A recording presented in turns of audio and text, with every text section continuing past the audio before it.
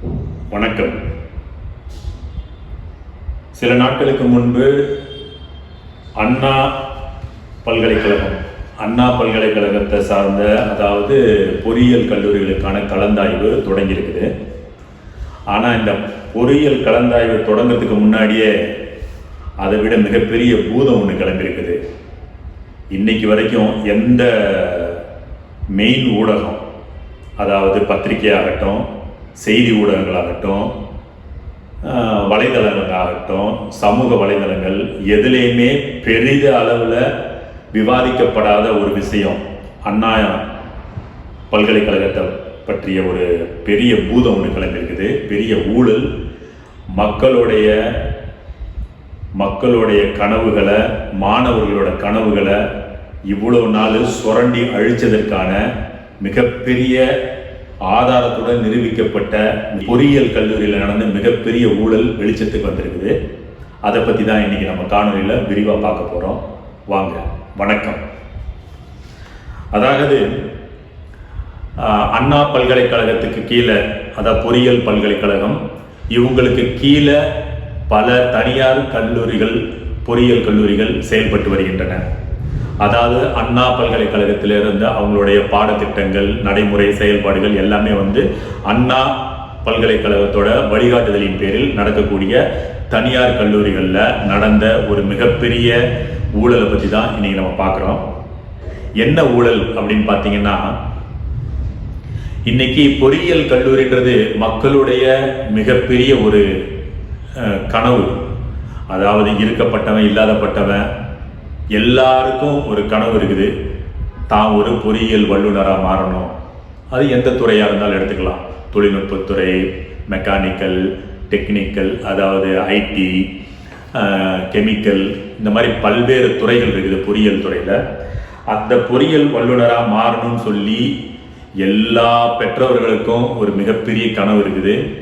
அதை நோக்கி எத்தனையோ பெற்றோர்கள் தன்னால் இயலாது, தன்னுடைய வசதிக்கு முடியாது, நம்ம வசதியில் இந்த படிக்க வைக்க முடியாது அப்படின்னு நினைக்கக்கூடிய எத்தனையோ பெற்றோர்கள் இருந்தாலும் தாம் புள்ள படிச்சிடணும், தாம் புள்ள ஒரு பொறியியல் வல்லுநர் ஆயிரணுன்றதுக்காக கடனை உடனப்பட்டாவது படிக்க வச்சுட்டு இருக்காங்க பல காலங்களும். ஆனால் இவ்வளோ நாளாக வெளியில் தெரியாமல் இருந்தது. தெரிஞ்சிருக்கோம், அரசல் புரசல் அங்கே ஒன்று இங்கே ஒன்றுமா தெரிஞ்சிருக்கோம், நடந்திருக்கோம். ஆனால் இன்னைக்கு மொத்தமாக பூதாகரமாக வெளியே வந்திருக்குது. கிட்டத்தட்ட 2500 பேராசிரியர்கள் குறைவா, இங்கே இருக்கிற மொத்த கல்லூரிகள்லையும் 2500 பேராசிரியர்கள் வேலை செய்யக்கூடிய அந்த இடம் வெற்றிடமாக இருக்கு. வெற்றிடமாக இருக்குன்னா என்னன்னா, இப்போ ஒரு பாடப்பிரிவுக்கான பேராசிரியர் அங்கே இருக்கணும், அந்த சிலபஸ் பிரகாரம் அந்த இடத்துல இருக்கணும். ஆனால் அந்த பேராசிரியர் அங்கே இருக்க மாட்டார். அப்போ அந்த பாடப்பிரிவுக்கான பாடத்தை எடுக்கக்கூடிய ஒரு ப்ரொஃபஸர், பேராசிரியர் அங்கே இருக்க மாட்டார். ஆனால் இருக்கிறதா அவங்க அட்டண்டன்ஸில் காட்டுவாங்க. ஏன் அவங்க அட்டண்டன்ஸில் காட்டணும்? ஒவ்வொரு பொறியியல் கல்லூரி ஏன் அப்படி போலியான ஒரு அட்டண்டன்ஸ் காட்டணும் அப்படின்னு யோசிச்சிங்கன்னா, இவங்க அஃபிலியேஷன்ஸ், அதாவது இவங்க ஒவ்வொரு வருஷமும் ஒவ்வொரு பொறியியல் கல்லூரியும் ஆய்வு செய்து அந்த பொறியியல் கல்லூரிக்கு தேவையான கட்டமைப்பு, உள்கட்டமைப்பு, வெளிக்கட்டமைப்பு, பேராசிரியர்களுடைய எத்தனை பேராசிரியர்கள் அந்த கல்லூரிக்கு இருக்கணுமோ அத்தனை பேராசிரியர்கள் கண்டிப்பாக இருக்கணும். அவங்களுடைய எஜுகேஷனல் குவாலிஃபிகேஷன் இது பிரகாரம் அண்ணா யூனிவர்சிட்டி வழிகாட்டுதலின் பிரகாரம் இருக்கணும்.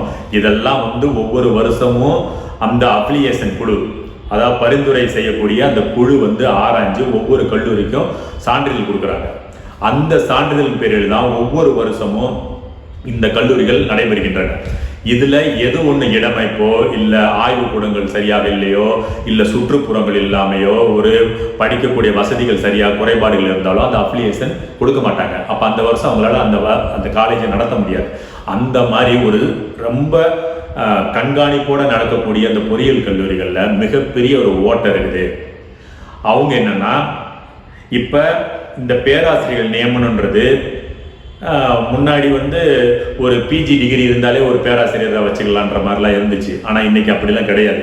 எல்லா பேராசிரியரும் குறைஞ்சபட்சம் பிஹெச்டி பண்ணியிருக்கணும். அந்த மாதிரி ஒரு குறிப்பிட்ட வரையறுக்கப்பட்டு அவங்கெல்லாம் இங்கே இருந்தால் மட்டும்தான் இத்தனை பேராசிரியர்கள் இருக்கணும், இத்தனை அசிஸ்டன்ட் ப்ரொஃபஸர் இருக்கணும் அப்படின்ற மாதிரி வரைமுறைகள்லாம் அண்ணா பல்கலைக்கழகத்தால் வரையறுக்கப்பட்டிருக்குது. அது பிரகாரம் அவங்க வைக்கிறாங்க. அந்த மாதிரி வரையறைகளில் இவங்களுக்கு பேராசிரியர்கள் பற்றாக்குறையோ இல்லை அந்த மாதிரி அவங்களுக்கு பெரிய சேலரி, அதான் முழுசாக நீ வந்தாதுன்னா நான் உனக்கு அவ்வளோ ஃபுல் சேலரி கொடுக்கணும், நீ இருக்கிற மாதிரி உனக்கு நான் கணக்கு அமைச்சிடறேன், உனக்கு மாசத்துல எவ்வளோ நான் சம்பளம் கொடுத்துட்றேன் அப்படின்ற மாதிரி டீலை என்னன்றது நமக்கு சரியாக தெரிய வரல. நான் தெரியாமல் சொல்லக்கூடாதுன்றதுனால அது சொல்லலை. ஏதோ ஒரு குறைபாடு அவங்களுக்குள்ள, ஒன்று பேராசிரியர் பற்றாக்குறை இருக்கலாம், இல்லை அந்த பேராசிரியருக்கு குறைவான ஊதியம் கொடுத்துட்டு அவங்களோட பேரை அட்டண்டன்ஸில் காமிச்சுக்குவாங்க. அட்டண்டன்ஸில் இப்போ அவங்க பேரை காட்டும் பொழுது இவங்களுக்கு இப்போ ஃபார் எக்ஸாம்பிள் ஒரு பொறியியல் கல்லூரியில் 20 பேராசிரியர்கள் இருக்குன்னா 20 பேராசிரியர்கள் அட்டண்டன்ஸில் இருப்பாங்க. ஆனால் அங்கே அவங்க நேரடியாக இருப்பாங்கன்னா இருக்க மாட்டாங்க. அட்டண்டன்ஸில் மட்டும் அவங்க பேர் இருக்கும், நேரடியாக அவங்க அங்கே வேலை செய்ய மாட்டாங்க. இவங்க இந்த அப்ளிகேஷன் குழு வரும்போது இந்த அட்டண்டன்ஸை காட்டிடுவாங்க. இந்த அட்டண்டன்ஸ் குழுல இவங்கெல்லாம் இருக்கிறாங்க, ஓகே டிக் பண்ணிட்டு அவங்க கையெழுத்து போட்டு போயிடுறாங்க. ஆனால் அதே பேராசிரியர் இந்த தமிழ்நாட்டில் இருக்கிற மொத்த இடத்துலையும் அவங்க பேர் கொடுத்து வச்சுக்கிறது. எங்கெங்கே வேணுமோ அங்கங்கே தேவையானப்போ ஒரு இன்ஸ்பெக்ஷன் நடக்கும்போது அங்கே இங்கேருந்து அவங்க போயிடுவாங்க.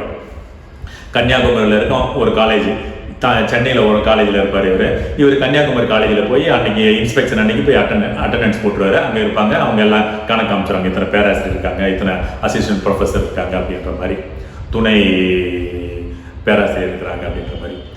அப்போ இது மாதிரி கிட்டத்தட்ட 2500 பணியிடங்களை போலியான முறையில் நிரப்பப்பட்டிருக்குது. இது இதை பற்றி எந்த செய்தி ஊடகமும் பேசலை, எந்த வலைவொலியிலையும் பேசலை, எந்த சமூக ஊடகங்கள்லையும் இதை பற்றி பேசலை, எந்த செய்தி பத்திரிகையிலும் பெருசாக இதை பற்றி எழுதப்படலை. காரணம் என்னென்னா, நம்ம விரும்பாமையோ இந்த கல்வி நிறுவனங்கள் அத்தனையும் அதிகார வர்க்கத்துக்கு கையில் போயிடுச்சு. அதிகார வர்க்கம்னா யாருன்னு பார்த்தீங்கன்னா, அரசியல் பலம் அடைச்ச அத்தனை பேரும் இன்னைக்கு கல்வித்துறையில் இருக்கிறாங்க. அவங்க அரசியலில் ஊழல் மட்டும் செய்கிறாங்கன்னு நம்ம நினச்சிட்டு இருக்கிறோம். அவங்க அரசியல் கல்வி நிறுவனங்களுக்குள்ளேயும் ஊழல் ஆரம்பிச்சிருக்காங்க.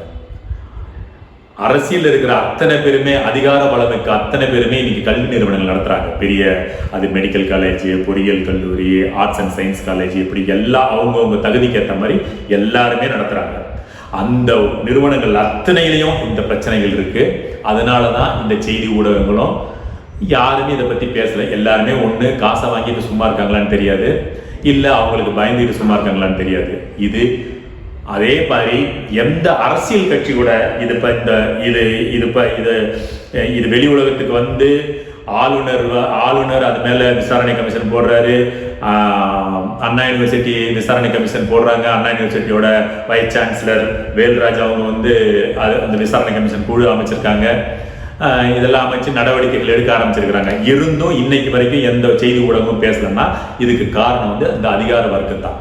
அதிகார வர்க்கம், அரசியல் வர்க்கத்தினால இவங்க எல்லாம் பின்வாங்கியிருக்கிறாங்கன்றதான் சொல்ல வரும். இதில் உங்களுக்கு சில விஷயங்களை நான் சொல்கிறேன். இதில் டாக்டர் பி திருமுருகன் ஒரு உதாரணத்துக்காக உங்களை எடுத்து சொல்கிறேன். டாக்டர் திருமுருகன் சொல்லி ஒரு பேராசிரியர் இருக்கார். அவருடைய பொசிஷனை பார்த்தீங்கன்னா, அன்னை வேளாங்கண்ணி காலேஜ் ஆஃப் இன்ஜினியரிங்கில் அவர் பிரின்சிபலாக இருக்கார். ஒரே ஆள் எத்தனை இடத்துல வேலை செய்கிறாரு பாருங்க. அதே டாக்டர் பி திருமுருகன் பேராசிரியரா Dhanalakshmi Srinivasan college of engineering and technology அதில் இருக்காரு. Doctor P Thirumurugan associate professor Kathir college of engineering அதில் இருக்காரு. Doctor P Thirumurugan professor race college of engineering இதில் இருக்காரு. ஒரே ஆளு பிரின்சிபலா, ப்ரொஃபஸரா, அசோசியேட் ப்ரொஃபஸர் இப்படி 4 வேடத்தில் நடிக்கிறாரு. இப்படி இருந்தா மாணவர்களுக்கு எப்படி ஒரு தரமான கல்வி போய் சேரும்? சொல்லுங்க. சரி, அவரை விட்டுடுங்க. 2017ஆம் ஆண்டு ஒரு ப்ரொஃபஸர் என்ன பண்றாரு, அதாவது டாக்டர் செபாஸ்டின் ஆண்டனி ஜோ அவர் பேரு. 2017ஆம் ஆண்டு முதலே அவர் ஓமன்ல ஒரு கல்லூரியில வேலை செய்யறாரு. 2017 இருந்து இன்னைக்கு 2024 ஆகுது. ஆனா அவரு இங்க இருக்கிற 2023ஆம் ஆண்டு பதிவு நாகர்கோவில் அன்னை வேளாங்கண்ணி காலேஜில் அவர் வேலை செய்கிறதா பதிவு இருக்குது. எப்படி 2017 அவர் ஓமன் போயிட்டார், ஓமனில் தான் வேலை செய்கிறார். ஆனால் 2023ஆம் ஆண்டு அன்னை வேளாங்கண்ணி பொறியியல் கல்லூரியில், நாகர்கோவிலில் இருக்கிற அன்னை வேளாங்கண்ணி பொறியியல் கல்லூரியில் அவர் வேலை செய்கிறதா அங்கே அட்டண்டன்ஸ் இருக்குது. இந்த மாதிரி அடுக்கடுக்கா இருக்குது. ஒன்று உள்ளே போய் பார்த்தீங்கன்னா முடியல. அடுத்து பார்த்தீங்கன்னா மணச்சநல்லூர் திமுக எம்எல்ஏ திரு கதிரவன் அவங்களோட குடும்ப கல்லூரி என்ன காலேஜ்? தனலட்சுமி ஸ்ரீனிவாசன் யூனிவர்சிட்டி. அதில் இருக்கிற எல்லாருமே வந்து ஒருத்தர் கூடு விட்டு கூடு பாயிற மாதிரி அங்கே இருக்கிற கிட்டத்தட்ட ஒரு 7 ப்ரொஃபஸர்ஸ் இருக்காங்க. ஒவ்வொரு ப்ரொஃபஸர் ஒரு டாக்டர் எஸ் மாரிசாமி 11 காலேஜில் வேலை செய்கிறாங்க. டாக்டர் முரளி பாபு 11 காலேஜில் வேலை செய்கிறாங்க. டாக்டர் என் சத்தியமூர்த்தி 4 காலேஜில் வேலை செய்கிறாங்க. டாக்டர் ஜி வேல்முருகன் 2 காலேஜில் வேலை செய்கிறாங்க. மிஸ்டர் ஏ பால்ராஜ் 2 காலேஜில் வேலை செய்கிறாங்க. இவங்க எல்லாருமே எங்கே வேலை செய்கிறாங்கன்னா தனலட்சுமி ஸ்ரீனிவாசன் இன்ஜினியரிங் காலேஜில் வேலை செய்கிறதா இவங்களோட அட்டெண்டன்ஸ் சொல்லுங்க. நம்மளோட மதிப்புக்குரிய சட்டத்துறை அமைச்சர் ரகுபதி அவங்களுடைய college Karpaga Vinayaga college of engineering arts and technology Chengalpattu, அங்கே இருக்கிறது நம்ம சட்டத்துறை அமைச்சர் ரகுபதி அவங்களோட காலேஜ். அங்கே வேலை செய்கிற ப்ரொஃபஸர்ஸ் எல்லாமே 1க்கும் மேற்பட்ட காலேஜில் வேலை செய்கிறதா ப்ரூஃப் இருக்கு. என்ன பண்ணுறது? யாருக்கிட்ட போய் நீங்கள் முறையிடுவீங்க? சட்டத்துறை அமைச்சரோட காலேஜ் அப்படிதான் இருக்கு. நீங்கள் யார்கிட்ட போய் முறையிடுவீங்க? அடுத்து பாருங்க, ஏன் எந்த கட்சிக்காரனும் பேசலாம் தெரியுமா? எல்லா கட்சிக்காரனும் இதில் இருக்கிறான். காங்கிரஸ்காரன் நடத்துகிற காலேஜ் அப்படிதான் இருக்குது, பிஜேபிக்காரன் நடத்துகிற காலேஜ் அப்படிதான் இருக்கு, டிஎம்கே நடத்துகிற காலேஜ் அப்படிதான் இருக்கு, வேற என்னென்ன கட்சி இருக்குதோ மூத்த கட்சிகள் எல்லாரும் இதெல்லாம் இப்படிதான் இருக்கிறாங்க. இவருங்க பாருங்க, park college of engineering and technology Coimbatore, அவங்க பிஜேபி சேர்ந்தவங்க. அங்கே இருக்கிற ஒவ்வொரு ப்ரொஃபஸரை பற்றி சொல்கிறேன் பாருங்க. ராஜு, மிஸ்டர் ராஜு 6 காலேஜில் வேலை செய்கிறாருங்க. மிஸ் ஜி வந்தனா 3 காலேஜில் வேலை செய்கிறாங்க. மிஸ் ஆர் பானுப்பிரியா 3 காலேஜில் வேலை செய்கிறாங்க. அரங்கராஜன் 10 காலேஜில் வேலை செய்கிறாரு. மிஸ்ஸஸ் ஸ்டிபி சர்மிளா 3 காலேஜில் வேலை செய்கிறாங்க.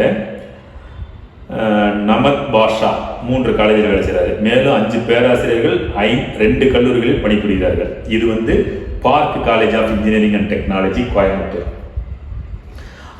நம்மளுடைய பொதுப்பணித்துறை அமைச்சர் துரைமுருகன் இருக்கார்ல, அவரோட பையன் கதிரானந்த் எம்பி, இன்னைக்கு அவர் வந்து டிஎம்கே எம்பி, மக்களால் தேர்ந்தெடுக்கப்பட்ட ஒரு எம்பி. அவரோட காலேஜோட நிலைமை இதே மாதிரி மோசமான ஒரு நிலைமை தான். இவர் டாக்டர் ஆர் தினேஷ், இவர் பார்த்தீங்கன்னா எங்கெங்கே இருக்கிறாருன்னா AVS engineering college of Salem, DJ institute of technology Chengalpattu, Kingston engineering college Vellore, அதுதான் வந்து கதிரானந்தோட காலேஜ், அதுலேயும் இருக்காரு. Meenakshi college of engineering Chennai, Selvam college of technology Namakkal. இத்தனை காலேஜில் வேலை செய்கிறவர் தான் டாக்டர் ஆர் தினேஷ்குமார். இவர் கதிரானந்த் காலேஜ்லேயும் இருக்கார். அதே மாதிரி Agni college of technology Chengalpattu, Kingston engineering college of Vellore, Jaya engineering college Tiruvallur. இதில் இருக்கிறவர் கலை அமுதன்.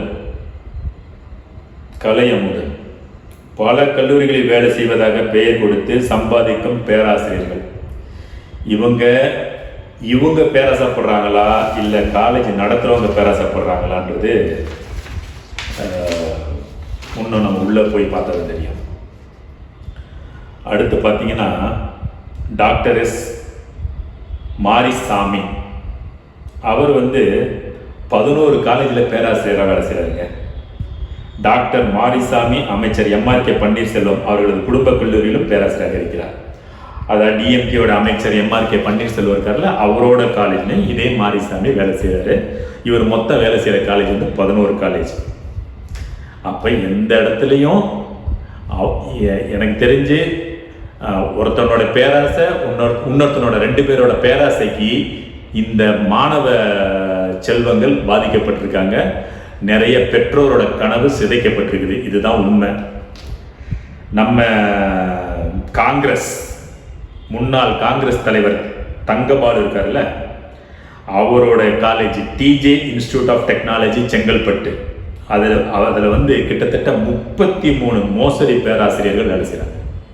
33 பேராசிரியர்கள் வேலை செய்கிறதா மோசடியை அட்டண்டன்ஸ் மட்டும் கொடுத்துருக்குறாங்க. இதில் பாருங்க ஒருத்தரையும் எங்கெங்க வேலை செய்கிறாங்கன்னு சொல்கிறேன் பாருங்க. அதாவது கேவி தங்கபாலு சேர்மனாக இருக்கிற TJ institute of technology Chengalpattu, அதில் டாக்டர் கே முரளி பாபு 13 கல்லூரிகளில் பணிபுரிகிறார். டாக்டர் ஒய் பிரகாஷ் 9 கல்லூரியில் பணிபுரிகிறார். டாக்டர் எம் செல்வம் 8 கல்லூரிகளில் பணிபுரிகிறார். டாக்டர் மிஸ்டர் எம் ராஜு 6 கல்லூரிகளில் பணிபுரிகிறார். மிஸ்டர் எம் மணிவண்ணன் 6 கல்லூரிகளில் பணிபுரிகிறார். மிஸ்டர் எஸ் நந்தகுமார் 5 கல்லூரிகளில் பணிபுரிகிறார். டாக்டர் ஆர் தினேஷ்குமார் 5 கல்லூரிகளில் பணிபுரிகிறார். 6 பேராசிரியர்கள் 4 கல்லூரிகளில் பணிபுரிகிறார்கள். 7 பேராசிரியர்கள் 3 கல்லூரிகளில் பணிபுரிகிறார்கள். 13 பேராசிரியர்கள் 2 கல்லூரிகளில் பணிபுரிகிறார்கள். இது வந்து கேவி தங்கபாலு அவர்கள் சேர்மனாக இருக்கிற டிஜே இன்ஸ்டிடியூட் ஆஃப் டெக்னாலஜி செங்கல்பட்டோட காலேஜோட நிலைமைங்க. அடுத்து பார்த்தீங்கன்னா, சரி இவங்கெல்லாம் ஒரு பக்கம் வச்சுங்க. நம்மால் பிஎம்கே பாமகவுடைய எம்எல்ஏ கணேஷ்குமார் இருக்கார்ல, வைஸ் சேர்மன் கணேஷ்குமார், அவரோட காலேஜான ARM college of engineering and technology Kanchipuram, அவரோட காலேஜோட நிலைமை இதுதாங்க. டாக்டர் ஒய் பிரகாஷ் 9 கல்லூரியில் வேலை செய்கிறாரு.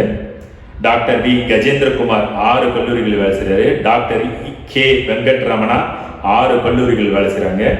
டாக்டர் ஏ முகமது இப்ராஹிம் 3 கல்லூரியில் வேலை செய்கிறாங்க. டாக்டர் இ நாகார்ஜுனா 3 கல்லூரிகளில் வேலை செய்கிறாங்க. 7 பேராசிரியர்கள் 2 கல்லூரியில் வேலை செய்கிறாங்க. இது பிஎம்கே, அதாவது பாமக அந்த கட்சியை சேர்ந்த எம்எல்ஏ கணேஷ்குமார் அவர் வைஸ் சேர்மனாக இருக்கிற ARM college of engineering and technology காஞ்சிபுரத்தோட நிலைமைங்க. இது மூலமா பொதுமக்கள் தயவு செய்து புரிஞ்சுக்கோங்க. இன்னைக்கு கல்வி வந்து மிகப்பெரிய வியாபார மோசடி செய்யக்கூடிய ஒரு இடம் ஆயிடுச்சு. இப்போதான் உங்களுக்கு அண்ணா பல்கலைக்கழகத்தோட கலந்தாய்வு துவங்கி இருக்குது. தயவு செய்து இப்போ நான் சொன்ன இது வந்து எல்லாமே உதாரணத்துக்கு தான். இன்னும் நீங்கள் உள்ளார்ந்து போய் இந்த மாதிரி ஒரு பேராசிரியர் எந்தெந்த காலேஜெல்லாம் வேலை செய்கிறான்னு உங்கள் அங்கே படிக்கிற பசங்களுக்கு கண்டிப்பாக தெரியும். அவங்கெல்லாம் இருந்தால் இதெல்லாம் வெளியே கொண்டு வாங்க. இனி இந்த பொறியியல் கல்லூரியில் சேரக்கூடிய கனவோடு இருக்கிற மாணவர்கள் தயவு செய்து கல்லூரியோட ஸ்டாரை பார்க்காதீங்க. கல்லூரியோடைய அது எந்த ரேங்க்ல இருக்கு, அங்கே கேம்பஸ் இன்டர்வியூ இருக்கா, இப்படிலாம் நீங்கள் யோசிக்கிறது விட்டுட்டு உண்மையாக அங்கே பேராசிரியர்கள் பாடம் எடுக்கிறது இருக்காங்களான்னு தெரிஞ்சுக்கோங்க. இந்த கல்லூரியோட நிலைமையை புரிஞ்சுக்கோங்க. இது உங்களுக்கு சரியான நேரத்தில் கிடைக்கப்பெற்ற ஒரு மிகப்பெரிய நல்ல தகவல்.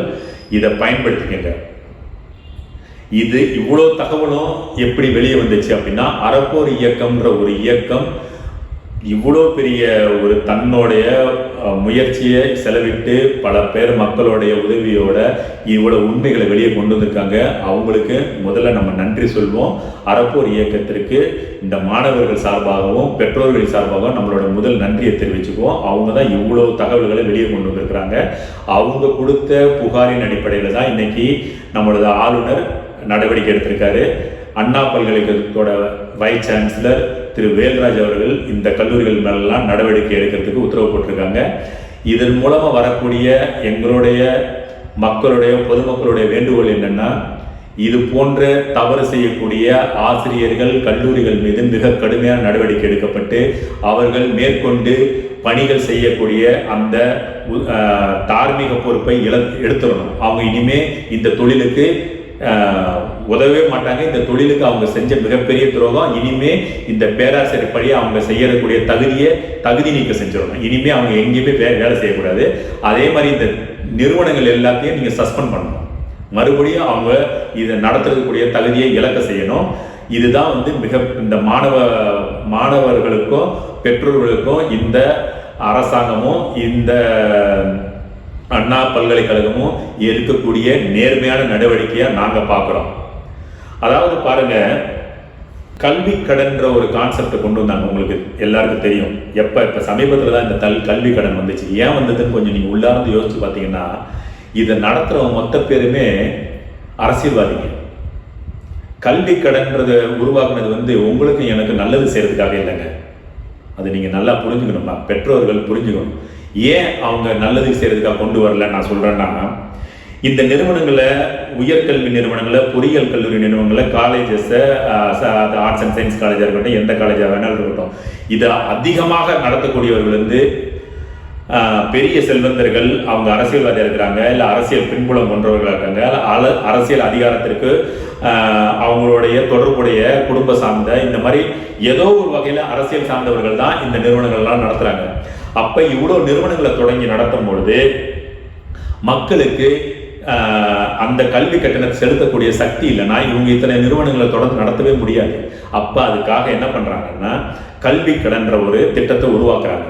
ஏன்னா அந்த திட்டத்தை உருவாக்குற இடத்துல இந்த அரசியல்வாதி தான் இருக்கிறான். அப்போ அந்த அவங்களுக்காகவே அந்த திட்டத்தை உருவாக்குறாங்க. நீனும் நானும் படித்து பெரிய ஆளுன்ற நோக்கம் இவங்களுக்கு நிச்சயமே கிடையாது. அப்படி ஒரு திட்டம் இருந்தால் தான் இவங்க கல்வி நிறுவனத்தில் எல்லா கல்வி கடன் கிடைக்குவா படிச்சிடலாம் அப்படின்னு சொல்லி கடனை உடனே வாங்கி நீங்கள் படிக்க போயிடுறீங்க. கல்வி கடன்ன்றது ஒரு மிகப்பெரிய மோசடி. நம்மளுக்கு 3 வருஷம் நீ படித்து முடிக்கிற வரைக்கும் எந்த வட்டியும் கிடையாதாப்பா. படித்து முடிச்சு வெளியே அடுத்த நாளே வட்டியை போடுறான், நீ கட்டுன்றான், சட்டையை பிடிச்சி இழுக்கிறான், உயிர் எடுக்கிறான். எத்தனையோ பேர் தற்கொலை பண்ணி செத்து போயிருக்காங்க, எத்தனையோ பெற்றோர்கள் செத்துருக்காங்க, எத்தனையோ ஸ்டூடெண்ட்ஸ் செத்து போயிருக்காங்க. அப்ப இவங்க உண்மையாவே கல்வி கடன் மாணவர்கள் முன்னேற்றத்துக்கு உருவாக்கப்பட்டதுன்னா அது இந்த மாதிரி ஒரு நிலைமை இருக்காது. இவங்க நிறுவனங்கள் நல்லா நடக்கணும், இவங்களுக்கு பணம் தடை இல்லாமல் கிடைக்கணுன்றதுக்காக இந்த கல்வி கடன் திட்டத்தை கொண்டு இன்னைக்கு எத்தனையோ பெற்றோர்களுடைய கனவுகள் சிதைக்கப்பட்டு, மாணவர்களுடைய கனவுகள் உடைக்கப்பட்டு, சிதைக்கப்பட்டு, மன சிதைவடைந்து எத்தனையோ பேர் இன்னைக்கு வேலை இல்லாமல் நிற்கிறான், நடுத்தரில் நிற்கிறான், எத்தனை பேர் உயிரை விட்டுருக்கிறான், எத்தனை பெற்றோர்கள் இறந்து போயிருக்காங்க. இது எல்லாமே இது போன்ற அரசியல்வாதிகளால் உருவாக்கப்பட்டது தான். இவை அனைத்தும் சீரமைக்கப்பட வேண்டும்.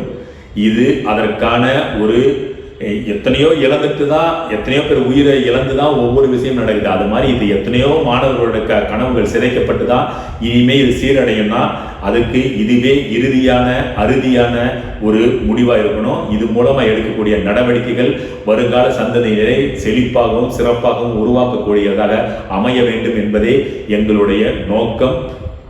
அதற்காக அனைத்து ஊடகங்களும், அனைத்து நல்ல ஆதரவு தரக்கூடிய ஊடகங்களும், அரசியல்வாதிகளும் இதுக்கு குரல் கொடுத்து இதை சக்தியுடைய ஒரு முடிவு எடுப்பதற்கு அவர்களுக்கு பெரிய சக்தியாக, குந்து சக்தியாக இருந்து நாம் இதை நிகழ்த்தி காட்ட வேண்டும்.